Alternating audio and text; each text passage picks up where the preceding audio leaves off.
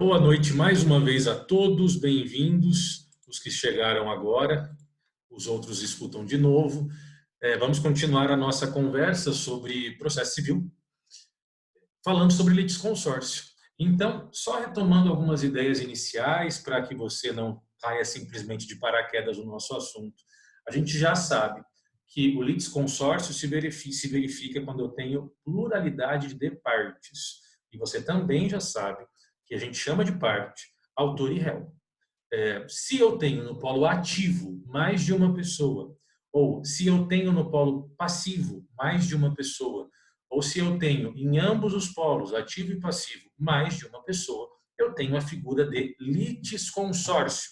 Ou seja, eu chamo de litisconsórcio a constatação de uma demanda judicial onde eu tenho mais de uma parte nos polos da lide, ou em todos. Então, nós temos litisconsórcio ativo, quando são vários autores, litisconsórcio passivo, quando são vários réus, e temos também o chamado litisconsórcio misto, quando são vários autores e vários réus. Trabalhamos também com a segunda classificação que foi apresentada a vocês, que fala da classificação quanto ao momento da formação do litisconsórcio. Quando nós pensamos no momento de formação do litisconsórcio, nós temos dois tipos. Ele pode ser inicial, e nós chamamos de litisconsórcio inicial quando ele é formado na petição inicial, desde o início do processo. Relaciona o termo inicial do litisconsórcio à petição inicial ou início do processo. E nós chamamos de litisconsórcio ulterior aquele que for formado após o início do processo. Então, o processo ele começa sem litisconsórcio, um autor e um réu, só que depois, por algum acontecimento, por alguma circunstância, nós temos a produção de um litisconsórcio ou a formação de um litisconsórcio. E o exemplo que foi dado para vocês aqui é o artigo 110 do Código de Processo Civil. Olha o que fala o artigo 110, quando ele trabalha com a substituição processual. O artigo 110 diz o seguinte: ocorrendo a morte de qualquer das partes, dar-se-á sucessão pelo seu espólio ou pelos seus sucessores, observando o disposto no artigo 313, parágrafo 1º e 2º. Quando eu tenho a substituição da parte falecida pelos seus sucessores, quem são os sucessores? Os herdeiros. Se eu tenho a substituição do falecido pelos herdeiros, eu tenho naturalmente a formação de litisconsórcio, a não ser que haja somente um herdeiro, certo? Mas tendo vários herdeiros, nós teremos a formação de um litisconsórcio ulterior, ou seja, posterior. Isso é a primeira parte da nossa conversa. Nós falamos sobre isso na semana passada. Concluímos essa ideia. E aí nós fomos para o terceiro conceito, ou a terceira classificação de litisconsórcio, que eu comentei com você, que é uma classificação muito importante. E ela trabalha com o chamado litisconsórcio necessário e também o litisconsórcio facultativo. Nós vimos na semana passada o litisconsórcio necessário e vimos só o litisconsórcio necessário em virtude de lei. Vamos entender isso de novo, retomar essa ideia do começo. Dois tipos de litisconsórcio em relação ao vínculo das partes. O litisconsórcio pode ser necessário. Quando que o litisconsórcio é necessário? Quando ele for obrigatório. Regra simples. O litisconsórcio necessário é o litisconsórcio obrigatório. Ou seja, eu sou obrigado a formar litisconsórcio. E quem me obriga? Ou a lei me obriga, ou a natureza da lide me obriga. Estamos caminhando. Então, se eu estiver diante de um litisconsórcio necessário e eu não formei litisconsórcio, o juiz vai me mandar corrigir a petição inicial, que é o que a gente chama de emenda à inicial. Emendar a inicial é corrigir a petição inicial. Quando que eu tenho emenda inicial? Sempre que a petição inicial não preencher os seus requisitos básicos de formação. Desrespeitar litisconsórcio necessário gera emenda inicial. O juiz vai obrigar você a corrigir a inicial. Aí, se você não corrigir, se a gente não corrige a petição inicial, o juiz indefere a petição inicial e o processo é arquivado. Então, aí a gente precisa entender qual é a importância desse litisconsórcio necessário. Ou seja, ele é obrigatório. Quando eu falo obrigatório, não é obrigatório de mentirinha. É obrigatório mesmo. Se eu não respeitar o litisconsórcio, eu posso ter, inclusive, o arquivamento do meu processo. Só pelo simples fato de não ter composto o polo ativo, por exemplo, com a minha esposa, em um caso de litisconsórcio necessário. Nós vimos exemplos na semana passada sobre litisconsórcio necessário em virtude de lei. Ou seja, a lei estabelecendo situações, circunstâncias de litisconsórcio necessário. Ok, esse é o primeiro parâmetro, né? Nós falamos sobre as ações possessórias, em que se tem a possibilidade de obrigatoriamente formar litisconsórcio, se o ato que violou a posse foi praticado por um casal, ou se o dono, né, quem exercia a posse e teve a posse prejudicada, era também um casal. Nós falamos sobre o artigo 73 do Código de Processo Civil. Então, se eu tenho uma ação possessória, eu tenho a participação do cônjuge em determinadas situações. A questão do regime de casamento vai influenciar, e também foi um objeto de pergunta na semana passada. E também falamos do litisconsórcio necessário na ação de uso capião, onde o próprio dispositivo de lei fala que na ação de uso capião, nós temos aqui, né, a identificação, os confinantes serão citados pessoalmente. E nós precisamos, então, lembrar que citação é um ato privativo do réu. O réu é citado. Todas as demais pessoas que participam do processo, elas são intimadas, elas são notificadas, cientificadas ou oficiadas. A citação, primeiro que nós só temos uma, que é o primeiro momento em que o réu é trazido ao processo, a gente chama de citação, e depois sempre intimação. Mas só existe citação para o réu.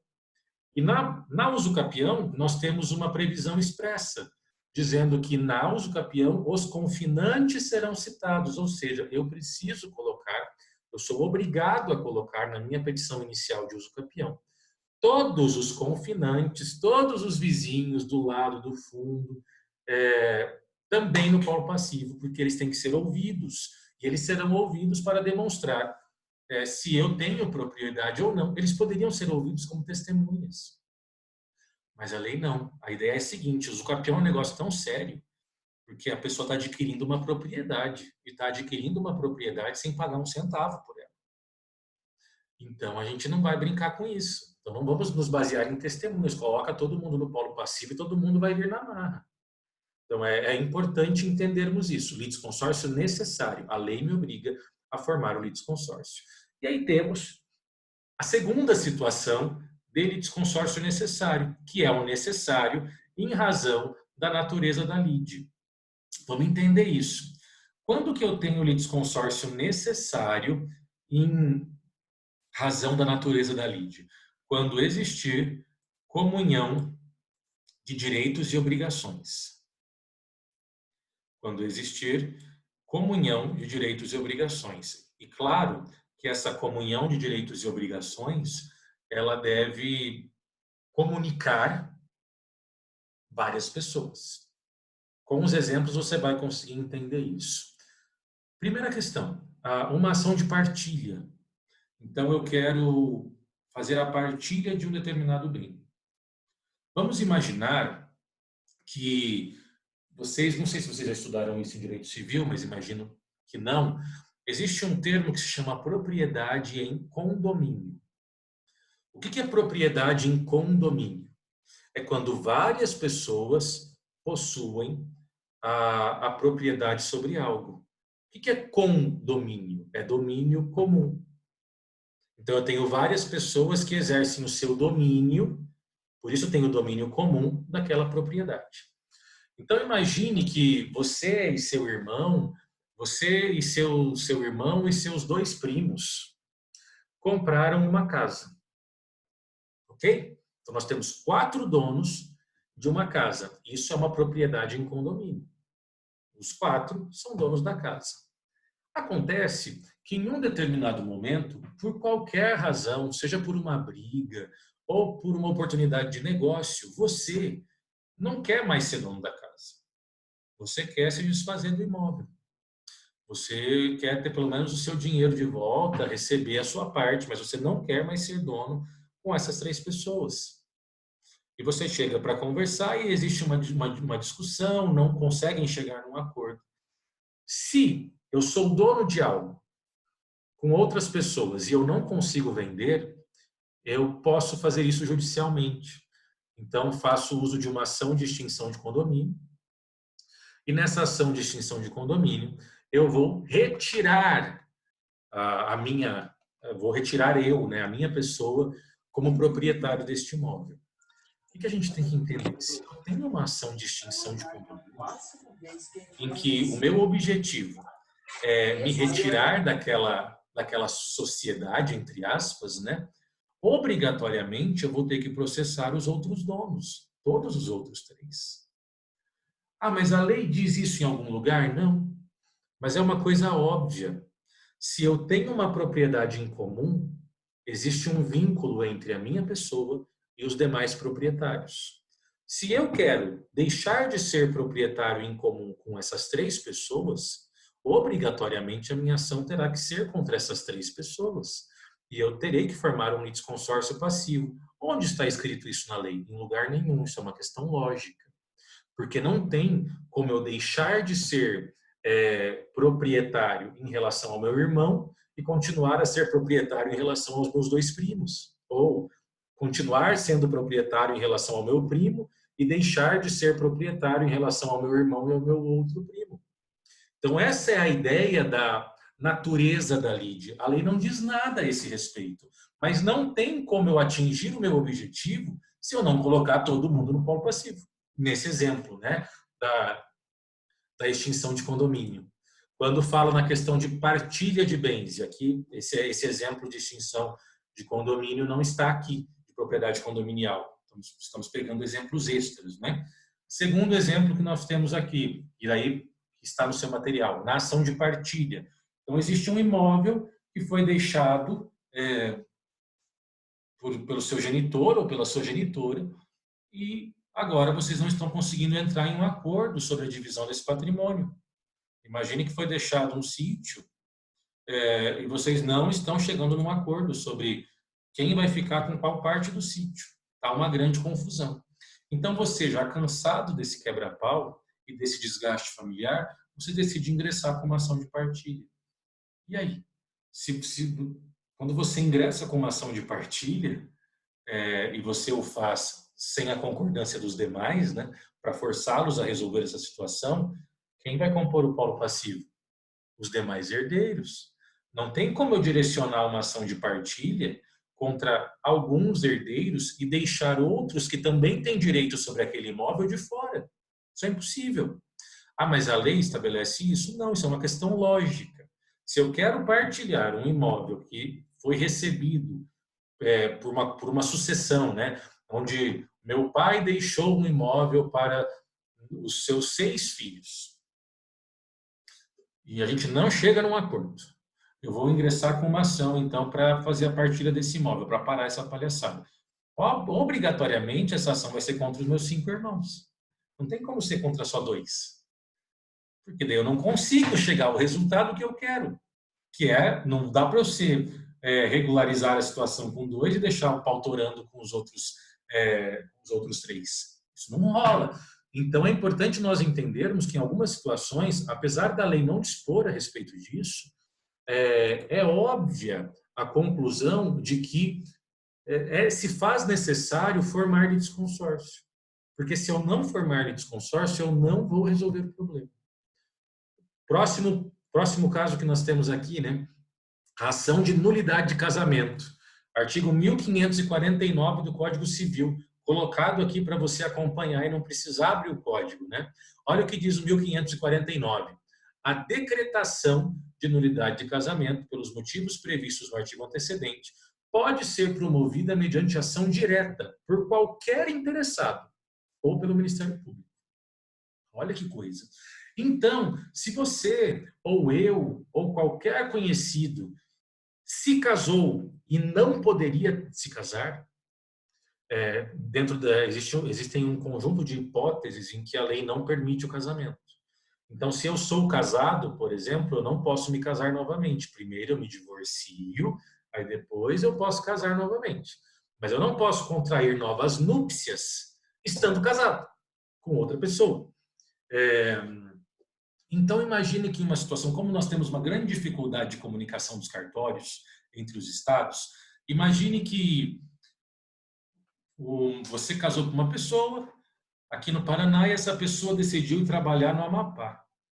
E ela acabou passando um bom tempo lá, conheceu outra pessoa, não quis dizer que era casado, e acabou lá conseguindo se casar, porque em nenhum momento o cartório se atentou a coisa alguma.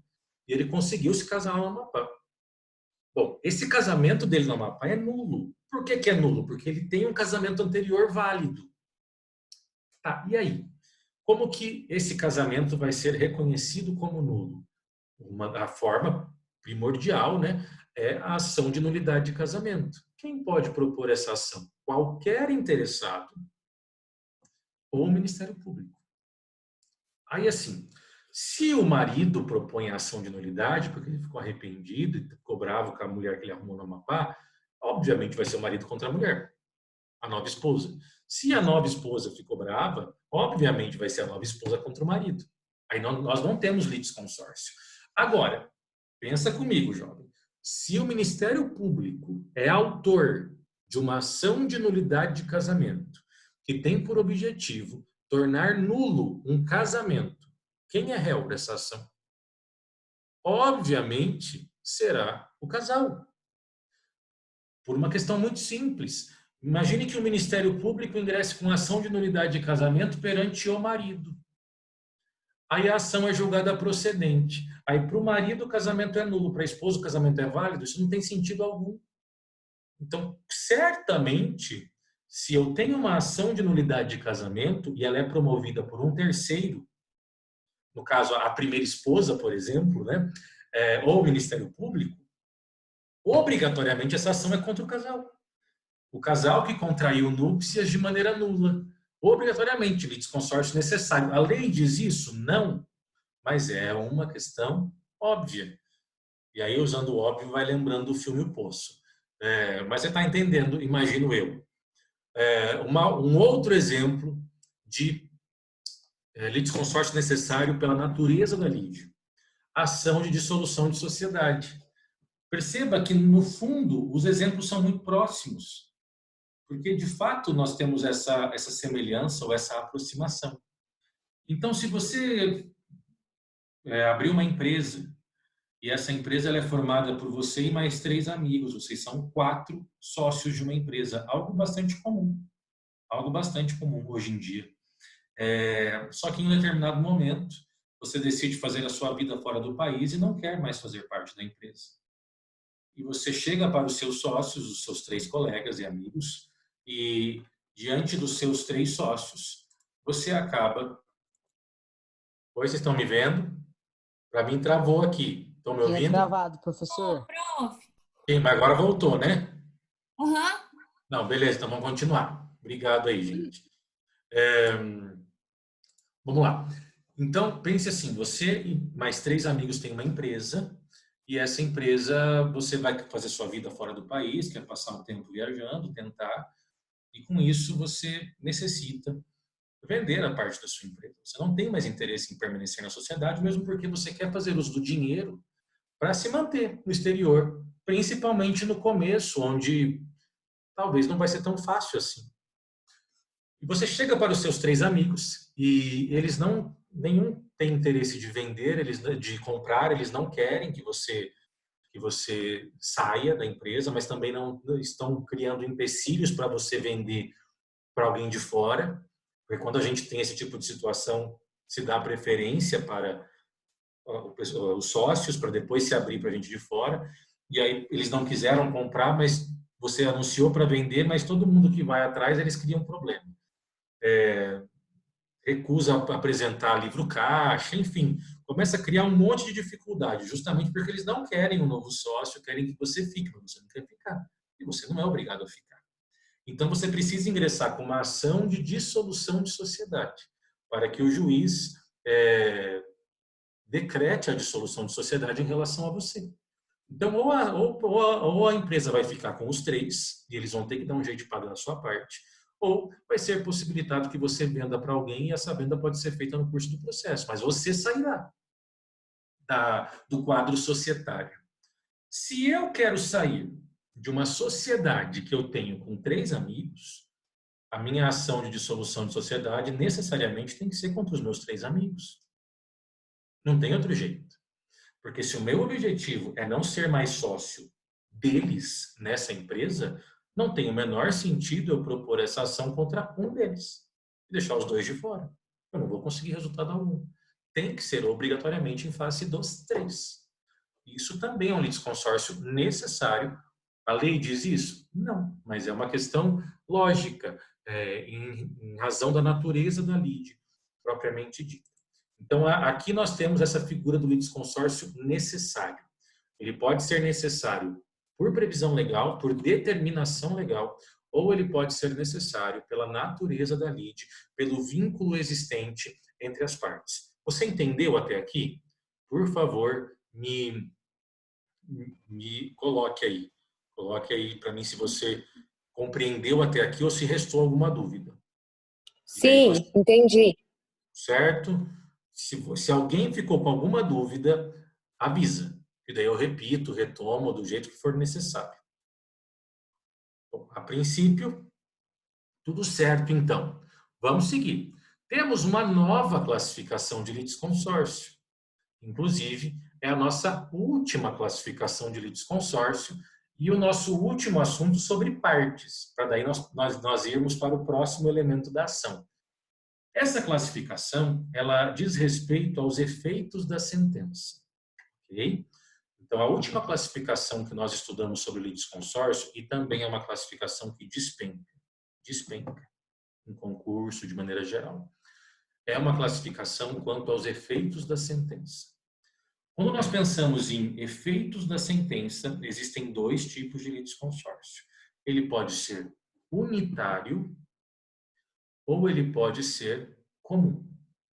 Então, a primeira classificação que nós temos é litisconsórcio unitário e a segunda classificação que nós temos é o litisconsórcio comum, que também pode ser chamado de não unitário ou simples.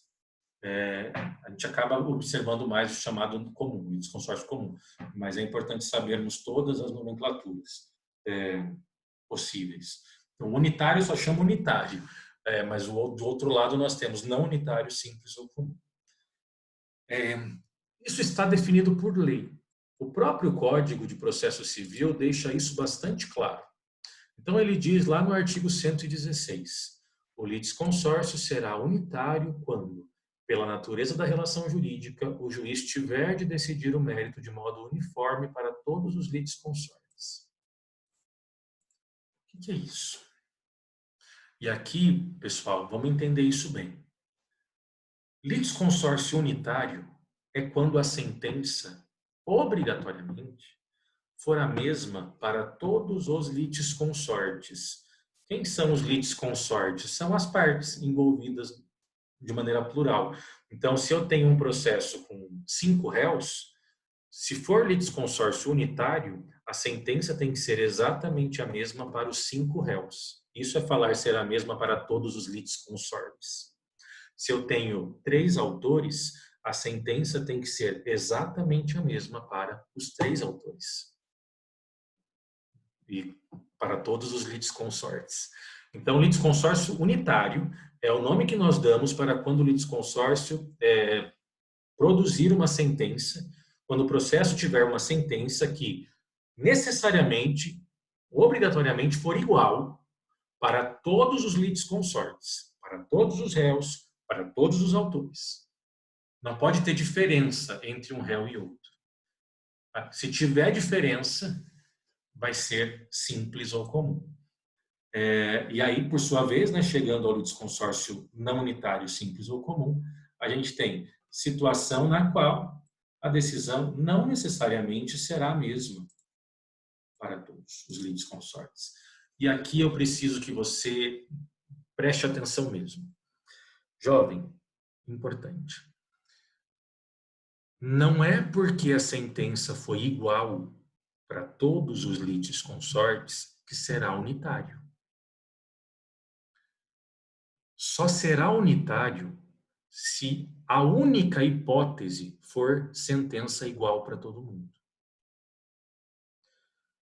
No litisconsórcio comum, a sentença até pode ser igual para todo mundo, mas pode não ser. Aqui, o juiz não está obrigado a aplicar a mesma sentença para todo mundo, mas se ele quiser, ele pode aplicar. Mas ele tem essa liberdade. Ele tem essa liberdade. Agora, no unitário, não. A única hipótese é uma sentença necessariamente igual para todo mundo. E agora, falando isso, eu percebi, e ninguém me falou nada, que eu pulei o litisconsórcio facultativo, né? Eles têm que me avisar dessas coisas, e eu acabo me confundindo. Mas ok, agora depois eu volto lá. Vamos pensar aqui. A gente falou sobre a ação de dissolução de casamento, de nulidade de casamento. Se o MP ingressa com uma ação de nulidade de casamento, a sentença só pode ser igual para os réus. Não tem como ser diferente. Não tem como o juiz falar, marido, para você é válido, esposa, para você o casamento é nulo. Isso não existe. Então, na ação de nulidade de casamento, o litisconsórcio ele é unitário.